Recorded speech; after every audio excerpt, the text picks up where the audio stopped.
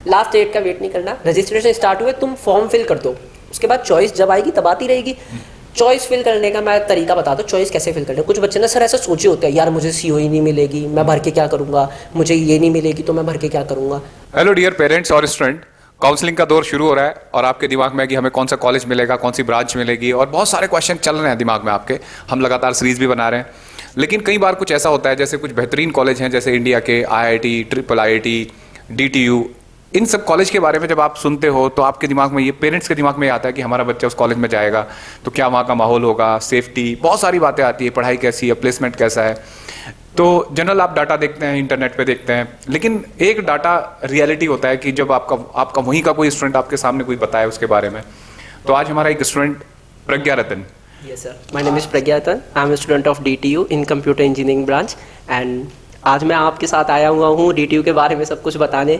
So hope so आपके सारे doubt clear हो जाएंगे इस वीडियो के बाद। फिर भी कोई डाउट हो तो आप चैट सेक्शन में डाल सकते हैं। I am here. अच्छा प्रज्ञा रतन, पहले तो ये बताओ, सबसे पहले तो कैसा है तुम्हारा कैंपस, कैसा है, मजा आ रहा है, पूरा एंजॉय कर रहे हो कॉलेज लाइफ को या नहीं? सर मैं DTU को सिर्फ एक लाइन में बताना चाहूँगा कि अगर आपको कैंपस लाइफ जीनी है और मतलब मौज मस्ती से अपनी इंजीनियरिंग करनी है तो बेस्ट है DTU। मतलब IITs में होता होगा, मेरे को नहीं पता IIT का, बट लेकिन अगर आज जो फिल्मों में आप देखते आ रहे हो ना, छिछोरे हो गई सर, 3 इडियट हो गए, अगर आपको वैसी लाइफ जीनी है तो भाई बिना सोचे समझे DTU में आ जाओ। कैंपस लाइफ तो एक मस्त है। दूसरी बात, उसका प्लेसमेंट भी बहुत अच्छा जाता है और एकेडमिक्स में भी बहुत बढ़िया DTU है। इतना कोई लोड नहीं होता, बट ठीक है, एकेडमिक्स में भी काफ़ी बढ़िया है, तो DTU बेस्ट है मेरे अकॉर्डिंग। और कैंटीन वगैरह जहाँ तुम्हारा ज़्यादा वक्त बीतता होगा वहाँ कैसा है हालात?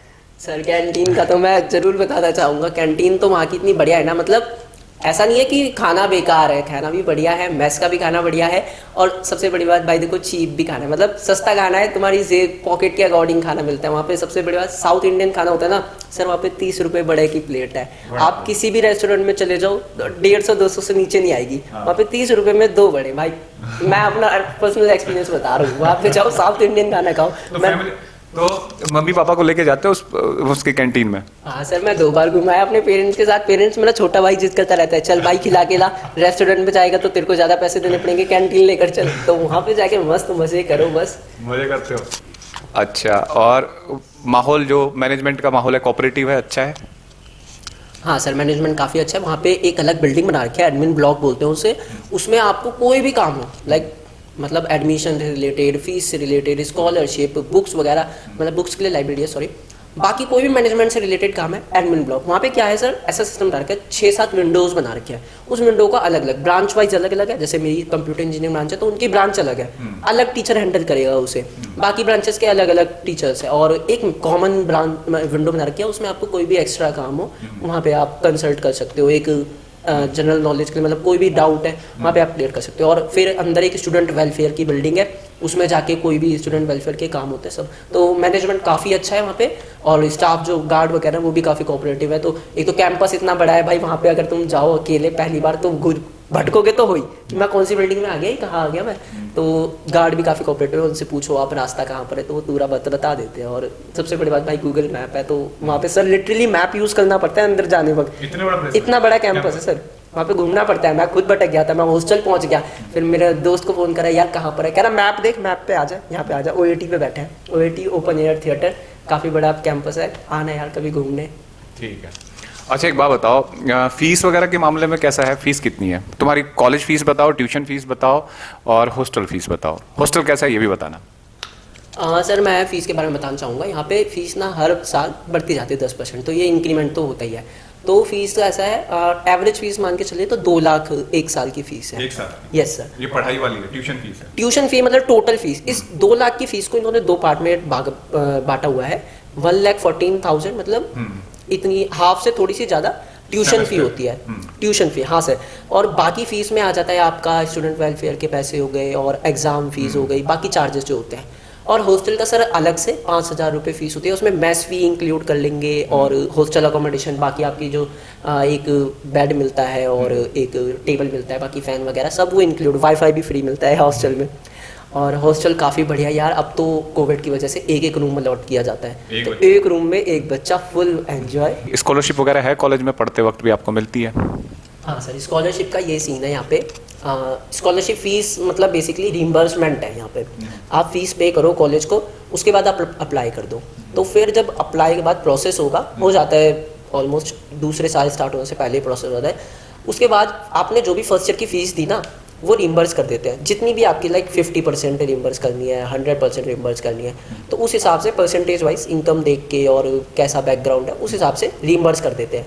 और सेकंड चीज़, यहाँ पे 3 स्कॉलरशिप मेन है। पहला तो DTU कंसेशन, तो वो DTU के अंडर है। वो DTU अपने बच्चों को देख के किसको कितनी है। सेकंड होती है ए डिस्ट्रिक्ट पे, तो वो दिल्ली गवर्नमेंट देती है, तो उसमें भी सेम प्रोसेस है, उसमें भी हो जाती है। थर्ड है नेशनल स्कॉलरशिप पोर्टल।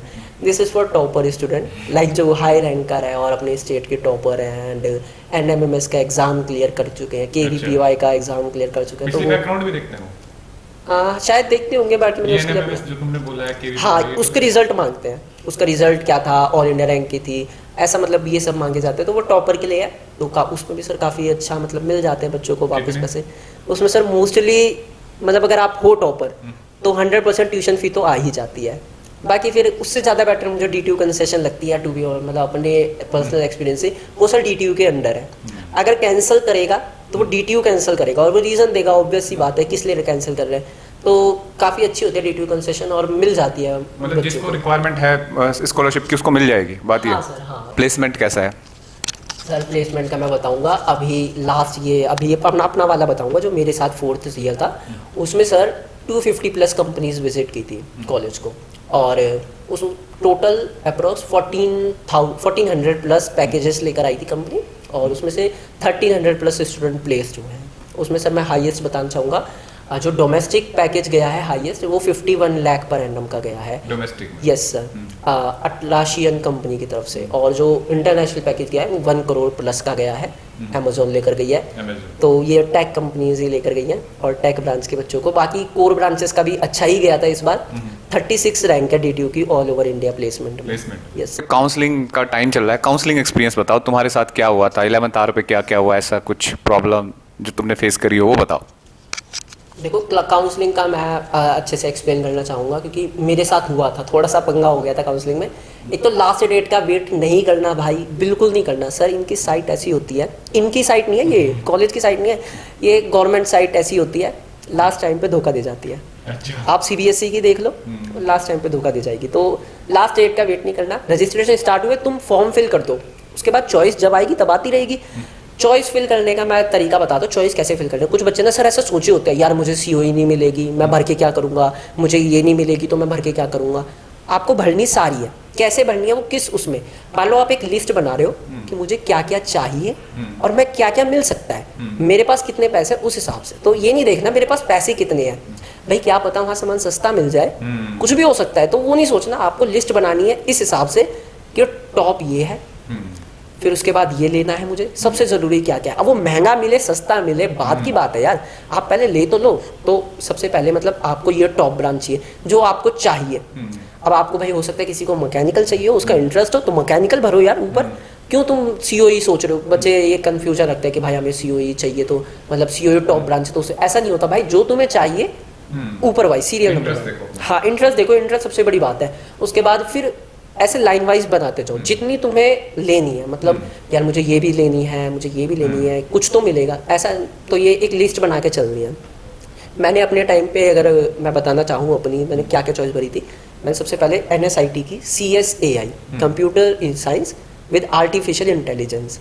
उसके बाद NSUT की COE, उसके बाद DTU की COE, फिर धीरे धीरे DTU की टेक ब्रांचेस ख़त्म की, फिर NSUT की कोर ब्रांचेस, फिर CO इसकी कोर ब्रांचेस। तो ऐसे ऐसे लाइन वाइज लगानी है। फिर जब फर्स्ट राउंड, यहाँ पे ना 7 राउंड होते हैं, तो यस सर, जैक में सर पहले राउंड में जैसे ही रिजल्ट आएगा तो वो तुम्हें बता देगा कि भाई तुम्हें ये ब्रांच मिली है। अब मिल भी सकती है, नहीं भी मिल सकती, तो मैं दोनों को बताता हूँ। अगर तुम्हें मिल गई तो कुछ नहीं करना भाई, देखो एक ऑप्शन होता है फ्रीज या फ्लोट, तुम किसी को मत टच करो भाई, कुछ मत करो, बस फीस अगर तुम्हें मिल गई है तो सर फीस पे करनी पड़ती है, सीट एक्सेप्टेंस फी के पक्की करनी है मुझे फीस, तो वो फी पे कर दो। अगर तुम कितनी जमा करनी होती है? सर मेरे टाइम पे 1,03,000 थी। 1 लाख अब तो शायद इतनी होगी, 1,15 हो जाएगी, 1,10 हो जाएगी। तो इतने ये सोच के चलो भाई, इतने तो एट द टाइम चाहिए। उसके बाद 2-3 दिन का टाइम होता है, उसके बाद सेकेंड राउंड का रिजल्ट आता है। देखो अगर तुम्हें पहले राउंड में मिल चुकी है और दूसरे राउंड में किसी और बच्चे ने अपनी सीट छोड़ दी या जिनने सीट एक्सेप्टेंस भी नहीं दी या किसी की रैंक कम थी, तो तुम्हें अपग्रेड हो सकती है। लाइक पहले मेरे को मिल गई मैकेनिकल पर उससे अच्छी मैंने ऊपर भरी हुई थी ईसीई, तो वो अपग्रेड हो जाएगी। इसीलिए ऐसी लिस्ट बनानी है जो सबसे ज़्यादा ज़रूरी है, तुम्हें ये चाहिए। ऐसा नहीं बनाना कि यार मुझे मिलेगी ही नहीं तो मैं क्यों डालूँ, उसे सबसे नीचे डाल दूँ। क्योंकि इस बात के पैसे तो लगने नहीं है। पैसे नहीं लगने। और कौन से सब्जेक्ट पे ज़्यादा ध्यान था तुम्हारा? फिजिक्स में, केमिस्ट्री में, मैथ्स में, कौन से सब्जेक्ट पे? सर वैसे ये बात मैं शेयर करना नहीं चाहता था क्योंकि बच्चे ना भटक जाते हैं ये चीज़ सुन के कि अच्छा इसका DTU हो गया तो इसने ये करा था तो मैं भी करूँगा। देखो अपनी चॉइसेस तुम्हें खुद पता है, मेरे अपने मूव्स तुम्हें खुद पता होता है। मेरा सीन सर ये था, मेरे को केमिस्ट्री बिल्कुल पसंद नहीं आती थी और टीचर्स यही बोलते थे कि बेटा केमिस्ट्री तो मस्ट है, जेईई के लिए बहुत ईजी आती है। ईजी कुछ नहीं आती भाई, पढ़ के जाओगे तो तुम्हें मैथ्स भी ईजी लगेगी। तो मेरा टॉप सब्जेक्ट अपने उस पर मैथ्स था। सेकेंड सर फिर फिज़िक्स पढ़ी मैंने, फिज़िक्स आप ही से पढ़ी, तो बस मैथ्स और फिज़िक्स करके गया था। केमिस्ट्री इतनी खास की नहीं थी, हाँ बट यार जेईई निकाल ले तो केमिस्ट्री भी लेकर चलनी पड़ेगी साथ साथ। तीनों सब्जेक्ट का इक्वल वेटेज तो होता ही है, पर 2 सब्जेक्ट अपने बढ़िया से कर लो तो अगर एक को थोड़ा छोड़ भी दोगे चल जाते हैं, पर 2 सब्जेक्ट तो भाई मस्ट है, करने पड़ेंगे। ये जब इंटरव्यू के लिए आ रहा था तो मैंने पूछा था कि बेटा आओ, तो पूछ रहा था कि सर क्या क्या सवाल पूछोगे, तो मैंने बोला कि रोटेटरी मोशन के 4 न्यूमेरिकल कराऊंगा और इलेक्ट्रोस्टैट्स के 3-4 क्वेश्चन दूंगा तुम्हें। तो बच्चों अभी बात यही है कि अगर आप काउंसलिंग को सही से अटेंड करोगे तो ऐसे किसी बेहतरीन कॉलेज में जाओगे। जो आज हमने प्रज्ञा रतन से बहुत सारी अच्छी इन्फॉर्मेशन ली और देखा कि एक गवर्नमेंट स्कूल का बच्चा कैसे DTU टॉप कॉलेज में पढ़ रहा है, अपने माँ बाप का नाम रोशन कर रहा है, अपने परिवार का और अपने टीचर्स का, मेरा भी। और थैंक यू हम प्रज्ञा रतन को भी कहेंगे कि इतना अपना कीमती समय निकाल के हमें टाइम दिया। Thank you sir for this great honour.